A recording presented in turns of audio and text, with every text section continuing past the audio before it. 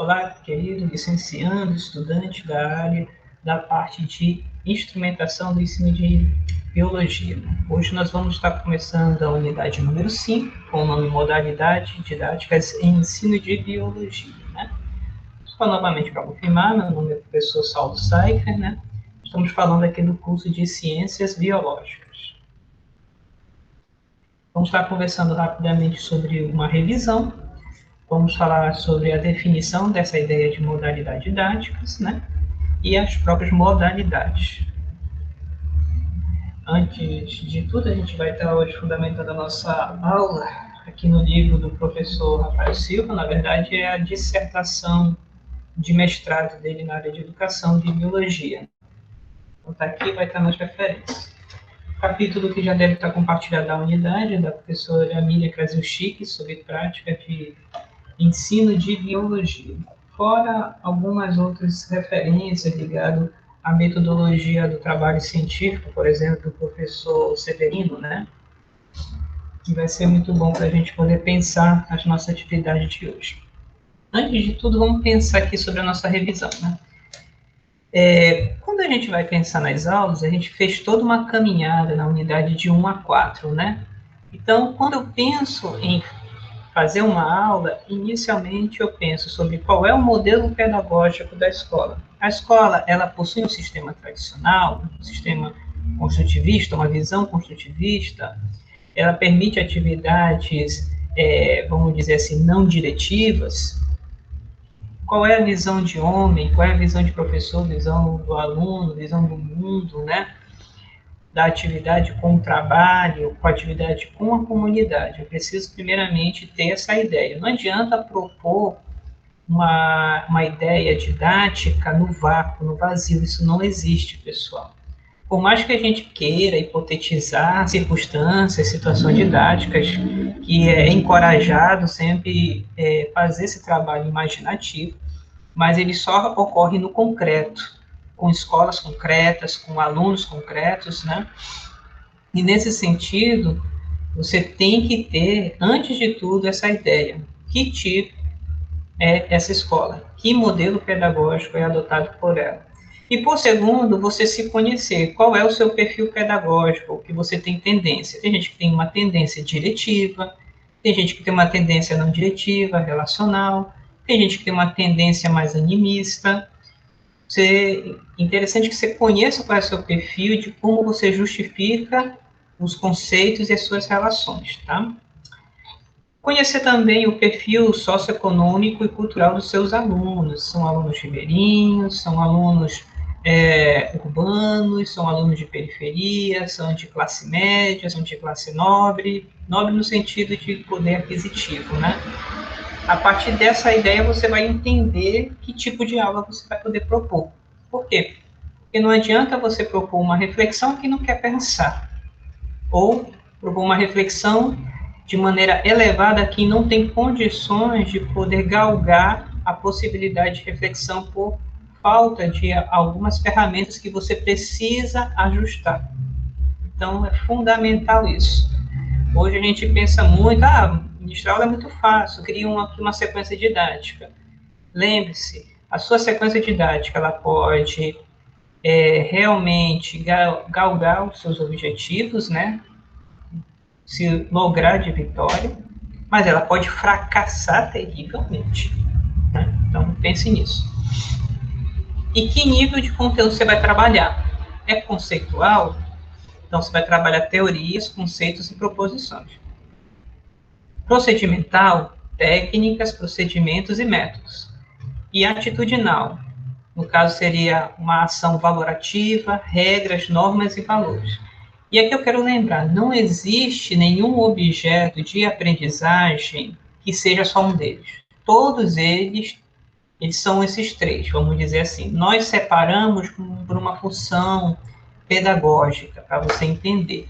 Mas, por exemplo, se eu ensino o conceito de espécie, eu ensino o conceito baseado em uma teoria conceitual. Um procedimento, eu estou expondo o conceito de maneira verbal, ou eu estou articulando com um esquema. E atitudinal, eu estou dando um valor, estou dizendo que isso é um conceito científico a ser reconhecido. Então, sempre os três estão encaticamente entrelaçados. Contudo, nas ações didáticas, um deles predomina. Normalmente predomina a ação conceitual, predomina a ação procedimental ou predomina a ação atitudinal, né? Toda a minha fala, você vai ver que vai ter tonalidades valorativas, colocando coisas mais importantes ou menos importantes, sem necessariamente eu falar que isso é ou não é importante, né? É atitude, né? Ligada à ação valorativa, seguindo regras, seguindo valores, seguindo normas, né? Eu uso um procedimento. E eu peço para o meu aluno também adotar um procedimento, fazendo as suas anotações, dialogando e assim por diante. E os conceitos que seriam, no caso, aí muito ligado aos nossos não ostensivos. E aí? Que contexto se apresenta a relação conteúdo-aluno e sala de aula? Lembre-se que, ao decorrer do ano, você vai ter diversas disposições. No início do ano, todo mundo elétrico para começar. Próximo do recesso, o pessoal querendo acabar tudo, né? Próximo de determinadas datas festivas ou situações que podem propiciar determinados assuntos. Então, isso tudo é para mostrar que situações didáticas, elas são viáveis em determinados contextos. Nossa definição, no caso, né?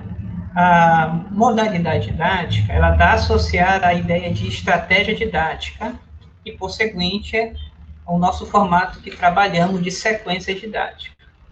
O pessoal confunde, às vezes, modalidade didática com a própria estratégia, mas elas não são sinônimos. Por quê? A forma que nós entendemos modalidade é que elas são formas modais de comunicação que se dá o processo formativo, né? Modal, ele tem a ideia de canal mesmo, de como é comunicado, né? Então, modalidade nesse sentido. E aí, quais são os modais? Por exemplo, textos, formatos que você vai ler, né? Você pode ler justamente com textos por visual, né? Vamos dizer assim, escritos. Você pode ouvir, você pode ler e ouvir, audiovisual, né? Você pode verbalizar e você pode também ter outras como a parte laboral, que é fazer. Entenda que fazer ele é considerado uma linguagem. Não sei se você sabe, por exemplo, na própria BNCC, a dança, por exemplo, ela é uma linguagem, né? A forma que você faz, da forma como você faz, ele tem um atributo semântico. Semântico quer dizer aquilo que é passível de significado, né? De sentido. Parece assim algo estranho, mas você, por exemplo, quando você está mexendo de um determinado formato com a sua mão, o movimento horário, anti-horário no canhão de um microscópio, você entende que está aumentando ou diminuindo determinado tipo de ampliação. É passível de ser lido o seu movimento, né? Então, é nesse sentido de modalidade. Modalidade é o modal de comunicação. Aí vou ter que verbal, por exemplo, exposição, discussão e debate. O segundo aqui seria fazer, simulação, práticas e jogos. E terceiro, mostrar, né? Demonstrações, filmes e outros. Vamos estar trabalhando agora, no caso, com a parte verbal, que é a parte que nós entendemos como constrói a ideia de racionalidade argumentativa. Antes da gente falar sobre isso, a gente vai entender sobre o equilíbrio da opção formativa, né? Quando nós queremos falar sobre biologia, nós falamos ela em diálogo com culturas. Você lembra que eu falei do contexto do meu aluno? Ele vai estar justamente em um contexto que vai ter vários tipos de valores, né? E as ações deles, eles vão estar dando justamente em diálogo com o senso comum, em diálogo com crenças próprias do local, com a sua religião ou grupos de crenças e religiões que se tem naquele local, né? Sobre determinadas formas do próprio ambiente escolar, né? Então, você vai ter ali várias culturas interagindo. E lembrando, qual seria uma ideia de cultura? Cultura vem justamente de cultivar, plantio, é aquilo que ao decorrer do tempo se desenvolveu. Então, você não estipa alguma cultura, você, na verdade, pode criar formatos novos de cultura, ou como no formato de uma jardinagem, você pode aparar determinadas culturas que já estão vigentes. Mas você não corta, você não estipa. Ou você faz jardinagem, cultiva, ou você cria novas culturas, né, em substituição. Então, quando a gente dialoga com os nossos alunos, nós colocamos essa questão, que se caso ele está vendo uma realidade de uma forma, ele não vai dizer que aquilo vai parar porque você está dizendo que vai parar. Não, então a nossa sugestão, né, pense aquelas práticas internalizadas que os seus alunos têm, ou no formato de você fazer uma jardinagem, adaptar, ou de você começar a trabalhar com ele uma nova cultura, uma nova forma de fazer, né? E como é que a gente vai ter um norte para dizer assim, olha, isso daqui não é bom, isso aqui não é bom, e ao mesmo tempo não ser tão arbitrário? A gente sugere fazer uma pedagogia ligado e em diálogo com os direitos humanos. São 30 artigos, nós vamos deixar anexado aí na tarefa, queremos que você leia, né? Um texto da professora Benevides que explica isso na escola, e um terceiro texto que vai contar um pouco da história dos direitos humanos, né? O que ocorre é que muitas das vezes nós nos habituamos a ter determinados valores e não percebemos que alguns valores realmente são universais e que outros valores são mais contingenciais nossos mesmos. E aí, às vezes, nós queremos julgar outras pessoas com base nas nossas práticas pessoais, que às vezes a gente não percebe que o outro sujeito tem uma prática equivalente de mesma valoração, comparado aos outros seres humanos. Então, isso daí vai ser uma ideia que nos contribui para ajudar um filtro, né? E quando nós trabalhamos a biologia em diálogo com essas formas culturais, nós trabalhamos narrativas, né? A própria biologia é uma narrativa, uma narrativa que tem início, meio e fim, fundamentado em narrativas científicas, falando em determinados valores, em determinados métodos, e que indicam determinadas possibilidades, né? E aí nós começamos a falar, e nesse diálogo com outras narrativas, nós vamos aqui nos apoiar em 3 termos da antropologia e da teologia, que é chamada de ortodoxia, que é uma opinião correta, uma ortopatia, uma paixão não extrema, uma paixão controlada, vamos assim dizer, ou uma paixão que ela não vai ser, por exemplo, morta, mas ao mesmo tempo ela não vai ser uma paixão descontrolada, como nós colocamos, e uma ortopraxia, um fazer correto, atitudes moralmente dirigidas, coerentes, vamos dizer assim. Algumas vezes, na nossa prática, nós valorizamos muito a ortodoxia, que seria, por exemplo, a área conceitual da biologia, sem dialogar com a paixão dos alunos, sem dialogar aquilo com a prática do aluno. Então, nós falamos, olha, então está faltando isso, né? Outros momentos, você tem uma aula muito apaixonada, né? E aí uma apatia que vem de patos, paixão mesmo, né? E aí que ocorre? Aquele amor desordenado, isso pode prejudicar, por exemplo, a orientação conceitual e uma prática que dê justiça a outros aspectos da realidade. Por exemplo, tem gente que só fala de uma temática. A gente estava vendo, por exemplo, que dentro dos direitos humanos nós falamos sobre a questão da igualdade, mas tem colegas que trabalham igualdade, na verdade, em todos os assuntos, e deixa, por exemplo, de ensinar muitas áreas conceituais só para dar foco na igualdade. A igualdade está presente, mas ela não pode ser uma paixão descontrolada. Ela tem que ter uma dose certa, né? E a prática, por exemplo, né? Nessa prática que nós vamos fazer, de direcionar aquele tipo de conceitos com uma paixão para um fazer correto, né? Aqui, por exemplo, tem gente que gosta muito de discutir, e muitas das vezes somente vencer a discussão. E às vezes tem momento para falar, tem momento para calar, e tem momento para representar bem determinados ideais, determinadas bandeiras, ligadas à biologia ou ligada à sua corrente cultural, que são importantes, né? Então, tem um fazer correto, um procedimento moral respeitoso, que nós queremos aqui utilizar como uma das mediações os direitos humanos, né? E tudo isso para produzir bens. Quais são os bens? No caso, são as habilidades que já estão na BNCC, né? As competências de saber fazer, isso alinhado ao que nós já estudamos de virtudes intelectuais, né? Curiosidade, humildade, autonomia, foco, diligência, coragem, tenacidade, né? Mente aberta. Isso tudo é muito importante para o ambiente e eles são bens, que vai fazer com que você tenha dentro do ambiente escolar respeito pela sua construção de conhecimento e pela sua forma de tratar. Você pode ser considerado uma pessoa fidedigna, correta, uma pessoa de palavra, uma pessoa honrada. Esses termos que eu estou falando, eles são bens internos que são valorosos por si mesmo. Ah, isso daqui vai dar dinheiro? Isso daí é um bem externo. E, via de regra, na linguagem das virtudes, nós fazemos a seguinte decorrência: os bens externos, eles advêm de uma boa prática dos bens internos. O bem externo adquirido por si, ele não se sustenta numa sociedade ética por si só.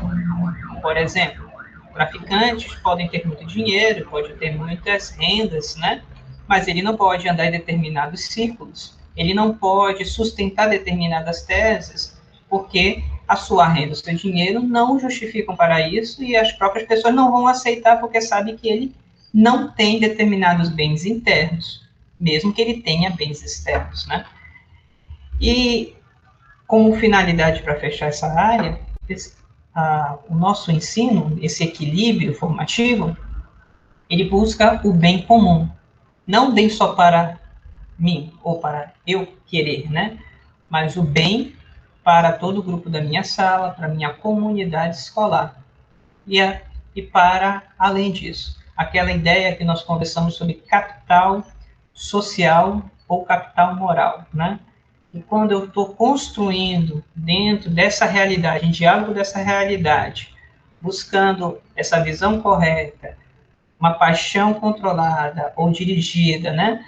E uma prática coerente, desenvolvendo habilidades, competências e virtudes, eu vou andando com todos e vamos desenvolvendo não só para mim, mas para todos, né?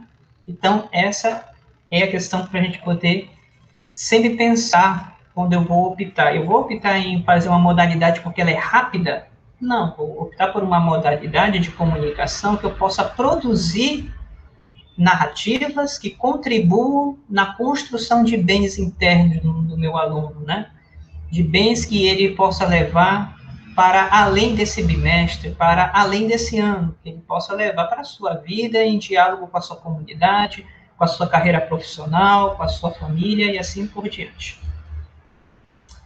A primeira que eu gostaria de falar é a famosa aula expositiva, algo que nós estamos fazendo agora, né?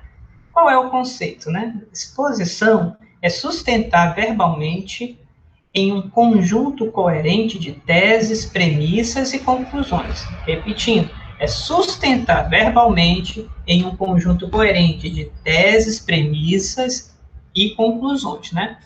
A vantagem, ela é econômica, porque você vai estar usando algo que é de fácil percepção e apreensão, que é a fala, né? Na verdade, ouvir, a quantidade de informação, ele é dirigível aos aprendentes, né?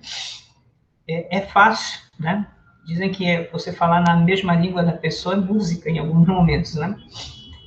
Trabalha a relação interpessoal do falante e do ouvinte. Quando a aula é dialogada com determinados momentos, você dialoga com outras pessoas também, né? E forma uma cadeia lógica dirigida. A desvantagem, ele é muito custoso à atenção. Uma pessoa não sustenta uma atenção focada durante muitos minutos, né? Diz que a atenção focada de uma pessoa adulta é por volta de 10. Aí a atenção, ela começa a flutuar, né? Não quer dizer que ele não vai prestar mais atenção, mas assim, foca, depois desfoca. Foca, depois desfoca. por muito tempo é enfadonho e pode produzir erros lógicos ou de valoração. O que é erro lógico? É erro conceitual mesmo. O professor pode, sem querer, cometer um erro conceitual, por falta de pesquisa, estudo adequado, ou por uma construção comunicativa infeliz. E a valorização é porque, por exemplo, sempre quando você fala, você dá tons valorativos, que às vezes você pode valorizar muito um determinado aspecto do assunto e deixar de lado outro. O teórico da exposição oral é o Dr. David Ausubel, né, com a teoria da aprendizagem significativa, que tem lá na unidade 1, na unidade 2, né, um vídeo só sobre essa teoria, e eu sugiro muito que quem gosta de dar aula expositiva, assista, para poder entender os trâmites de uma boa exposição, né? Aqui, a aula, ela tem algumas recomendações, né? Primeiramente, toda exposição, ela começa com tópicos da aula anterior, você não começa do zero. Não se esqueça que é uma cadeia argumentativa, então você faz uma pequena revisão anterior para que o aluno ele consiga situar aonde está associada aquela atividade que você está trabalhando. Faça um roteiro dos objetivos da aula, aquela construção, vamos trabalhar isso, aquilo, aquilo, outro. Então, mentalmente, o aluno ele vai ter uma noção para que direção está indo a sua aula. Evite mais de 20 minutos ininterruptos de exposição, né? Eu sei que é difícil, eu também, de vez em quando, quase sempre deslizo um pouquinho sobre isso daqui, né? Mas é interessante você parar e fazer um feedback, né? Conversar com seus alunos, né? E aquela sugestão. Tem gente que diz, pessoal, entendeu? Essa é uma pergunta para não ser respondida, é uma pergunta retórica, né? Uma das opções para evitar o silêncio eu gostaria que de tantos alunos dessem um feedback. O que você mais gostou? O que você achou estranho? E aí você coloca para os alunos. Com o tempo, os alunos vão sentir segurança para poder falar e entender que você não está querendo chamar a atenção deles, que você, na verdade, está querendo interagir com eles, né? Apresente a tese e os argumentos em formato de ciclo. Fechou uma coisa, comece outra. Então, toda aula, você vai ver na teoria do Ausubel, que ele vai ter uma premissa central ou uma tese, e dela ele vai fazer as diferenciações, né, integrativas, quer dizer, vai diferenciar, mas vai integrar. E tudo sempre vai ter um núcleo que vai ser permitido a compreensão, mesmo com as pequenas distinções, né? E uma outra sugestão é apresente um mapa conceitual. Aqui, por exemplo, a praxeologia de uma exposição, nós colocamos aqui, ó. Assistir a exposição é a tarefa, né? E interagir com os outros. Aqui seria, no caso, uma aula expositiva dialogada.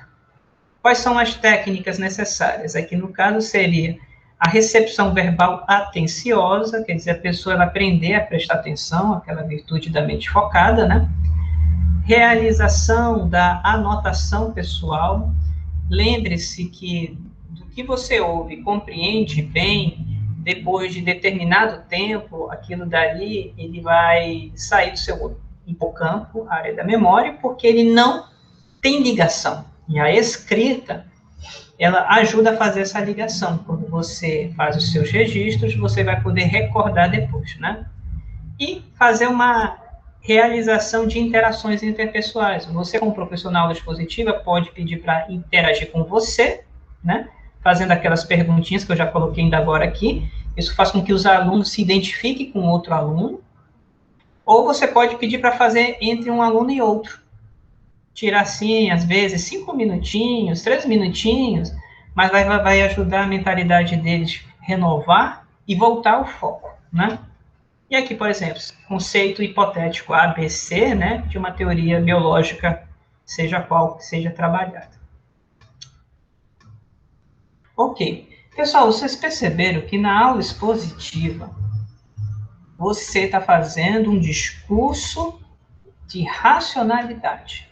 Então, você tem uma tese, você vai estar construindo as argumentações, seja essas argumentações indutivas, e as suas variações que a indução traz, né, como analogias, comparações de imagem, comparação de línguas e assim por diante, dedutiva, quando você tem leis e você vai encaixar dentro daquelas leis e fazer deduções, né?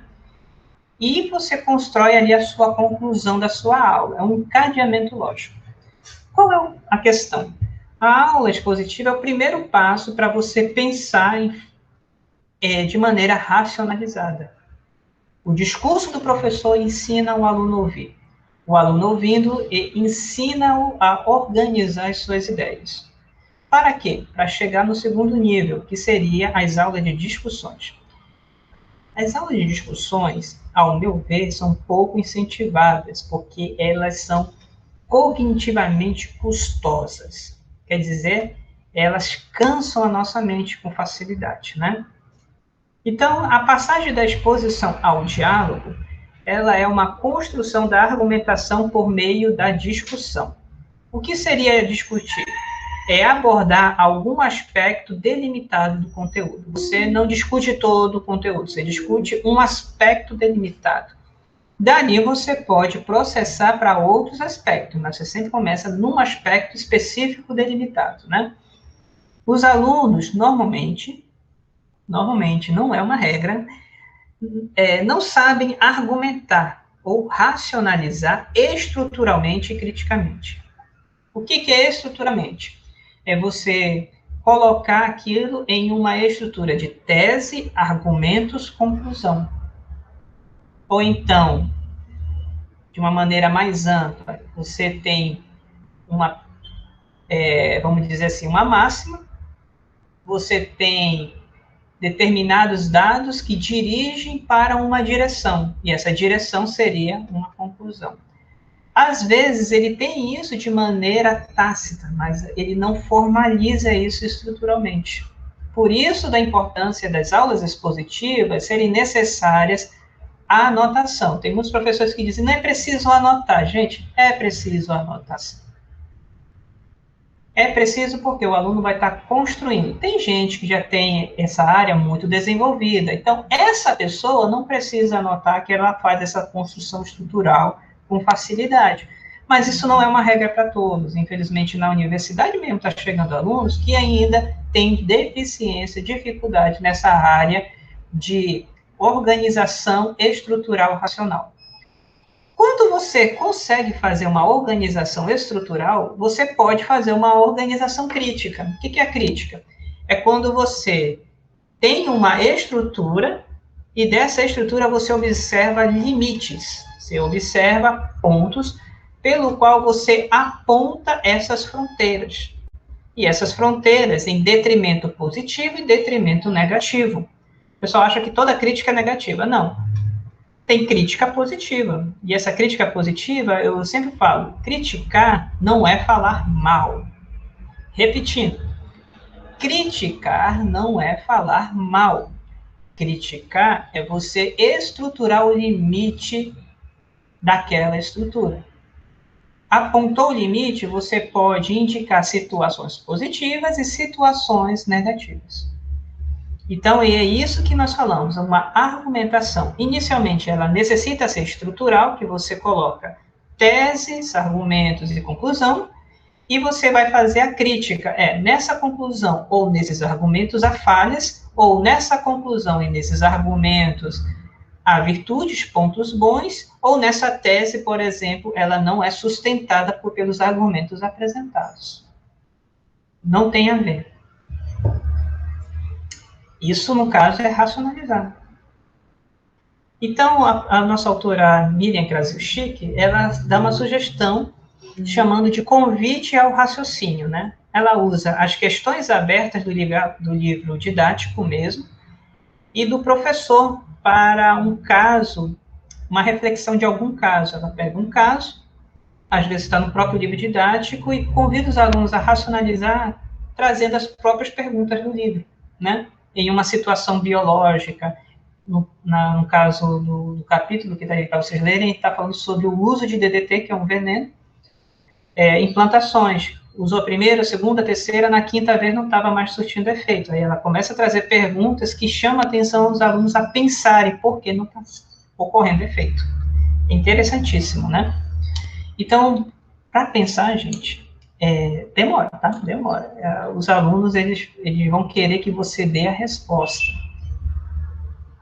É fácil porque a nossa pedagogia, que a gente chama de uma pedagogia tradicionalista, não tradicional, mas tradicionalista, ela é aquela da pressa. Preciso ministrar para dar outro assunto, né? Então, de vez de trabalhar a racionalidade, dá-se a resposta para o aluno ficar contente e você poder passar para o próximo assunto, mas o aluno mesmo não construiu aquela habilidade. O aluno mesmo não se fez proficiente naquela competência em algum nível. E, por conseguinte, ele está desenvolvendo um vício intelectual, porque ele não vai ter curiosidade, ele vai querer a resposta.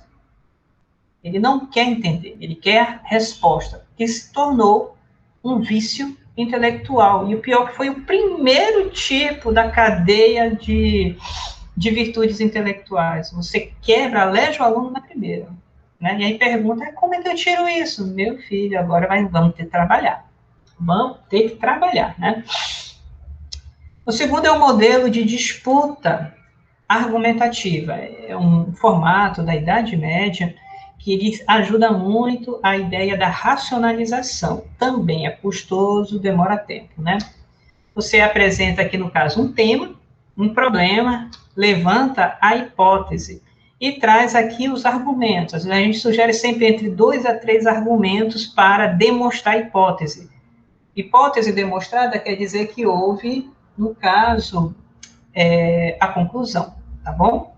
Então, imagine aqui, você vai ter, no caso, um argumento, de repente, indutivo, um argumento analógico, um argumento dedutivo, ou um argumento abdutivo, que é quando você escolhe entre o melhor, entre indutivo e dedutivo, tá? Eu vou deixar ali um texto sobre isso para você revisar, que às vezes a gente esquece, né? E aí, tese demonstrada. A pessoa que está ouvindo, alguns ou ele tem a obrigação de construir uma antítese. Então, ele vai pegar a sua tese, que quer dizer A mais B é igual a C, ele vai dizer A mais B não é igual a C. Aí vai criar críticas aos seus argumentos. Lembre-se que é crítica, eu montei a estrutura, agora estou vendo os limites. E ali nessas brechas ele vai tentar desfazer a sua demonstração. E aí você vai ter a disputa, que você vai trazer novamente a correção, por exemplo, ou o melhoramento dos seus argumentos. A correção, por exemplo, da antítese, dizendo isso não confere por causa disso, daquilo outro, ou melhoramento, verdade, esse argumento, ele poderia ter sido melhorado assim, assado, cozido, né? Gente, qual é o legal disso? É que você constrói uma mentalidade junto aos alunos que nós discutimos ideias e não pessoas. Tem gente que, por receber uma crítica, alguma argumentação, alguma ideia, acha que a crítica é pessoal. Não é pessoal. A crítica é contra a sua argumentação, sua racionalização, que ela teve erros. Ou até mesmo você pode dizer, ela foi feita de maneira preguiçosa, ela não sustenta, tem várias falhas. Vamos trabalhar em cima dessas falhas, né? Então, a ideia nunca é contra a pessoa, a ideia é analisar as ideias. E a minha perguntinha é, você já parou, pensou se você já pôde fazer isso? Talvez aqui mesmo na faculdade, né, que deveria ser uma casa do saber, será que aqui, por exemplo, a gente tem esse espaço? Na escola temos esse espaço? Em casa, nós temos esse espaço com o papai, com a mamãe, com os irmãos, no seu centro comunitário, na sua igreja, tem espaço para você argumentar, conversar, dirigir, ou somente tem que repetir a cartilha? É algo a pensar, né? Para você ser um cidadão de mentalidade construtiva, coerente, que pensa de maneira crítica, é necessário isso, fazer esses exercícios, né? Aqui, por exemplo, nós vamos trazer aqui uma praxeologia, né? Por exemplo, construir uma argumentação de tese, dá trabalho, isso não é feito rapidamente. Tem gente que, com muita prática, constrói teses, argumentos e conclusão, rapidamente, né? Já é proficiente nessa competência, né? Tranquilo. Defender racionalmente a sua tese. Então, constrói, ele tem que ter para si essa estrutura, ele pode, por exemplo, fazer no seu caderninho, né? E tem que defender, que é uma sustentação oral. Aí você vai ter a técnica, que seria a construção lógica de um tema, de um texto, ou de um esquema, pode ser um mapa mental ou conceitual, né? Fazer a exposição oral daquilo, colocar tese, argumento 1, argumento 2, argumento 3, demonstração feita ou conclusão, né?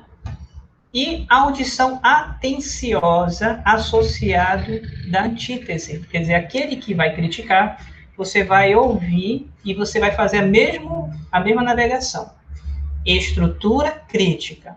Ele chegou realmente a perceber a estrutura do meu argumento? Isso realmente, essa crítica afere a isso? Ou de repente está criticando fora do objeto que é tratado?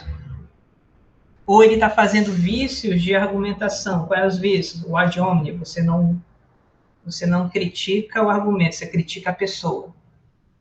Né? Tem diversos tipos, se vocês quiserem, eu posso passar para vocês as formas de erro, de falácias, que a gente vai comentar daqui, né? Que você, às vezes, não trata a situação, você desvia para você não tratar da argumentação. Para a gente poder aprofundar um pouquinho isso, vou falar sobre análise do argumento. E alguns conceitos é importante que vocês dominem. Conceito é uma atividade verbal ou escrita que consiste em uma série de afirmações com o objetivo de justificar ou refutar determinada opinião e persuadir uma audiência. Você apresenta o seu conceito, seria a ideia de tese, né?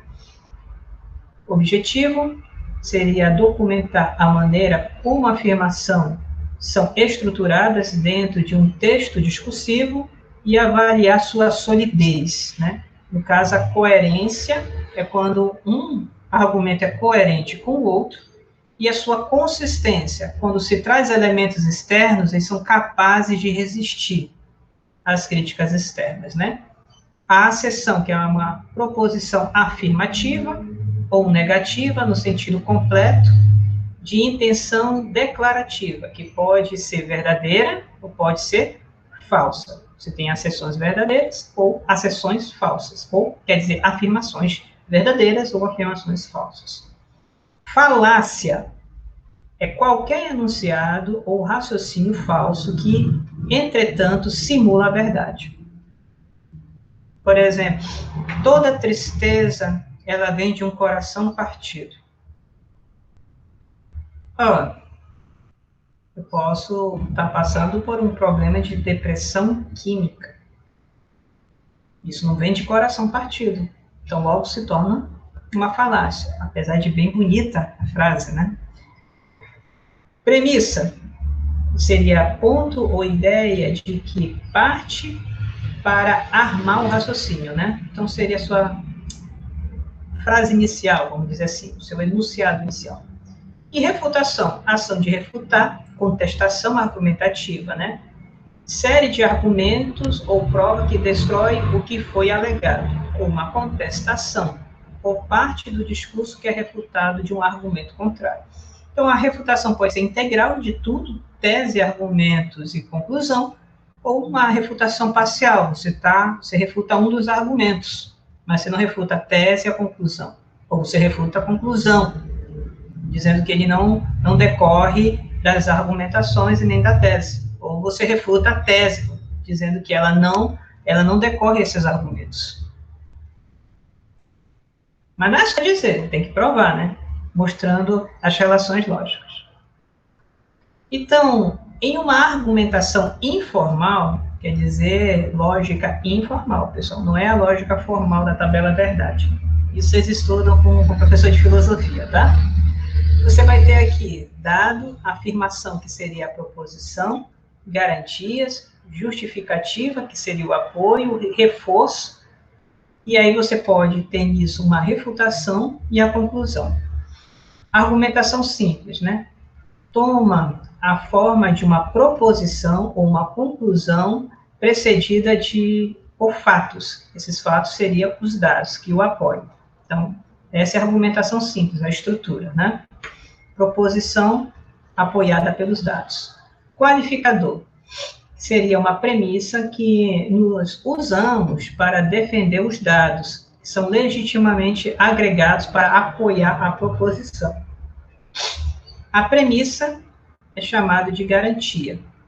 O apoio das garantias, no caso, né, são implícitas e são dados explícitos. E aí, os dados são legítimos de fatos, né, a conclusão, e as garantias legitimam o processo que vai dos dados à proposição. Vamos ver aqui um exemplo. Essa é a estrutura. Eu tenho aqui, isso daqui seria um argumento. Dados. Esses dados têm as garantias, que seriam uma forma de justificativa. Nessa justificativa, nessas garantias, ainda tem pontos específicos que são apoios, né? E aí eu vou ter aqui o meu qualificador, que são palavras que indicam a minha conclusão, né? E nessa minha conclusão pode ocorrer uma refutação. Olha aqui esse exemplo que nós vamos dar. O time parece fraco, pois está sem muitos titulares, os que fazem gol. Então, provavelmente, será derrotado, a menos que se supere no campo. Vamos lá. Quem é o dado que você está defendendo? O time parece fraco. Qual é a minha conclusão? Então, provavelmente, o qualificador que indica a minha conclusão, sempre tem uma frasezinha, portanto, então, assim, provavelmente, né, serão derrotados. Então, está dizendo, o time parece fraco, logo ele será derrotado. Qual é a justificativa, né, dos dados? Não tem os titulares. Qualquer titular? Não, não tem os titulares, aqueles que fazem gol. Então, esse daqui é uma argumentação informal. Tem o dado, tem a conclusão, tem a garantia, que seria uma justificativa, e tem o apoio, que é justamente uma especificação da garantia.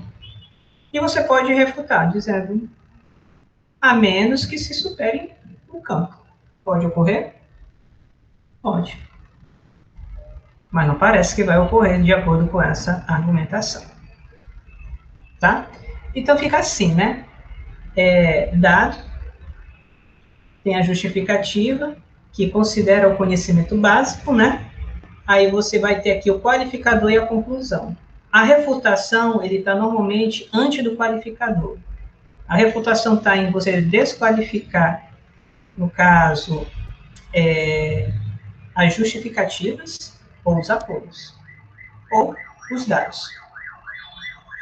Eu espero que você treine um pouquinho isso. Olha aí para a sua redação e veja se tem uma boa argumentação. Então, para quando você trabalha discussão em sala de aula, atividade de discussão com seus alunos, você pode trabalhar também, dela se decorre um outro tipo de modalidade chamado seminário. O seminário, ele é um desmembramento da modalidade de discussão, né? Então, quais são as atividades que, assim, a preparação para o seminário seria justamente receber o texto em tempo hábil ou o tema para o aluno pesquisar, o mecanismo de leitura e produção argumentativa, né? Então, ele tem que ler e produzir a sua argumentação. E lembre, estrutural e crítica. Ele já tem que ver na frente. Isso daqui dá para ser criticado, né? Após defendido as teses, né? Os seus argumentos junto ao texto, né? Defendido a turma, você vai levantar, né? Uma discussão generalizada. As pessoas vão estar procurando os pontos frágeis, né? Para melhorar ou para refutar as teses e as conclusões e as demonstrações tidas, tá? Pessoal, só para situar. Você tem um problema, o problema tem uma hipótese, tem argumentos. O que eu analisei ali foi um argumento. Só que o argumento só tem sentido quando você tem uma tese. Por exemplo, eu posso estar falando de futebol e no time de futebol estou dizendo que o futebol do final de semana está ruim E aí, para poder justificar essa minha argumentação, essa minha tese, eu disse que no final de semana o futebol foi ruim, eu digo aquela frase passada, né? O time parece fraco, né? Provavelmente perderão. Deu para entender? E aí eu demonstro que realmente foi ruim. Perderam. Só que eu faço aquela análise formal para cada argumento. É fácil de fazer, às vezes a gente não é muito acostumado a perceber. E o pior, a gente vai perceber que a maioria das vezes que nós estamos trabalhando a verbalização racionalizada, a gente não consegue fazer argumentos. A gente normalmente traz autoridades, né? Por exemplo, fulano diz isso, Beltrano disse aquilo, mas argumentar mesmo, né, de maneira intuitiva ou dedutiva, é fraco, né? Então, chama essa atenção, sugiro que você procure a pensar sobre isso, que, assim, não vale a pena falar nas outras modalidades se você, por exemplo, não pensa na questão da discussão e da argumentação com os seus alunos, tá? E aqui nós fechamos nossa primeira parte da nossa aula sobre modalidade didática. Deixo aí para você pensar nessa imagem relacionada às redes sociais. Então, um abraço.